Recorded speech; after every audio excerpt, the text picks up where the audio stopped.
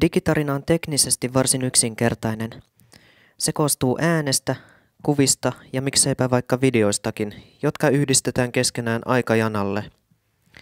Parhaimmillaan digitarina muodostaa toimivan kokonaisuuden, jossa ääni ja kuvat tukevat toisiaan.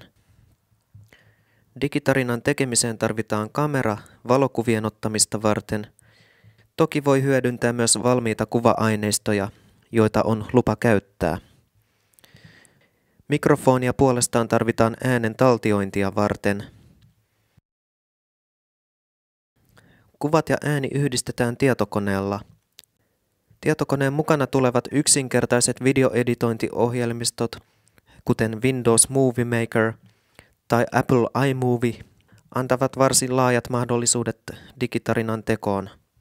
Näissä ohjelmissa valmiiksi taltioidun äänen ja kuvat voi synkronoida aikajanalla, ja kuviin saa tarvittaessa erilaisia tehosteita ja siirtymiä. Myös Adobe Connect-verkkokokousohjelmaa voi käyttää digitarinan tekemiseen hyödyntämällä kuvia, PowerPoint-esitystä sekä Adobe Connectin taltiointimahdollisuutta. Jos haluat, voit kokeilla tekniikkaa. Testaa äänen taltiointia ja kuvien yhdistämistä ääneen esimerkiksi lyhyellä 0,5 minuutin testiotoksella. Näin saat esimakua, miten homma pelittää. Mutta ennen kuin alat työstää omaa tarinaasi, tee ensin käsikirjoitus. Kirjoita tarina siinä muodossa, kuin haluat sen esittää. Kun käsikirjoitus on valmis, mieti millaisia kuva-aineistoja tarvitset tarinan tueksi.